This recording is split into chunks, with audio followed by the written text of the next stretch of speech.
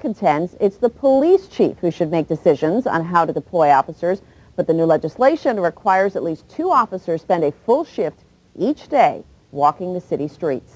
Well, Supervisor Ross Mirkarimi is the chief sponsor of the Foot Patrol Ordinance. He joins us from San Francisco this morning. Supervisor, good morning.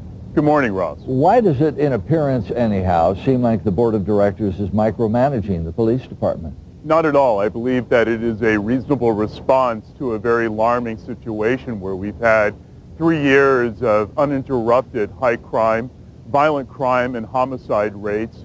We certainly hope and respect the mayor's ability and his executive decision to govern the police department and the police chief, but something needed to be done. We believe that in one small step and one small measure to help restore some self-esteem back to various neighborhoods, whether they be plagued with violent crime or not. Foot patrols has proven to work in many other cities. We want to see that here in San Francisco too. As you know, we just kind of read the quote that when he first vetoed this, he said he thinks it's dangerous for the supervisors to decide where officers should be deployed. It actually, for many people, probably seems like the police department would know best. Well, I actually tend to agree with that. I have great amount of respect for the decorum of the office of the mayor. He is the chief executive of the police department. But while the body count mounts and while crime rates go unabated, nonviolent crime, violent crime, we couldn't just sit by and let something occur without at least some reasonable response.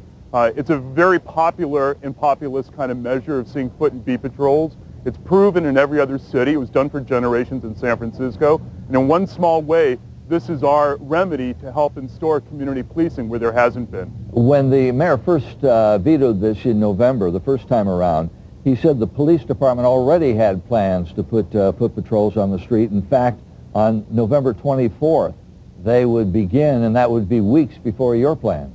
Well, actually, I was very disingenuous because the mayor and the police chief asked me to delay the implementation of our legislation, which had been passed by the board in November, and asked it to be amended until January. So I think there was a little bit of political gamemanship there. But the bottom line is, after a year's worth of exhaustive hearings, a year and a half ago when I actually showed the mayor this legislation, hoping he would act on it unilaterally and the police chief, and when they chose not to, our research has shown that those foot and beat patrols that they speak of, it was really hard to get any kind of quality control assessment if they were really being done and how effective they were. So the difference of our legislation is that it gives the police commission, the mayor, and the police department, its captains, greater ability to help determine if this is a workable strategy. This is why I couched it as the author of the legislation as a pilot program for a year. What are your concerns because of some of the shortages they're having with officers, that if there is an emergency, if you have patrols out on the sidewalk, which is important, most people agree to have that,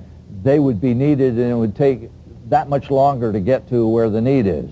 Well, that hasn't been proven, but that's a very legitimate concern, which is why built into the legislation, the captains of the 10 neighborhood police stations have complete discretion. So if they have a shortage of staffing due to officers who've called in sick or just because of attrition where officers are retiring, they then have that latitude to determine where to best place those officers. But the bottom line is people in San Francisco, especially in crime-impacted neighborhoods, don't feel safe. It's not just even about the homicides. It's about the constant breaking of car windows. It's about the defacement of property. It's the lack of deterrence and vigilance. It's the lack of our ability to harvest witnesses to help solve crime. We need to have a better strategy. And in one small way, the Foot and Beat Patrol legislation hopefully will get us there. Yeah, Supervisor, as it stands now then with 2 vetoes and you overriding those vetoes, when do the foot patrols begin, according to your ordinance, take effect? Well, in essence, it's already taken effect. The first veto override was for the larger part of the legislation, which was 75% of the city. That was January 1st.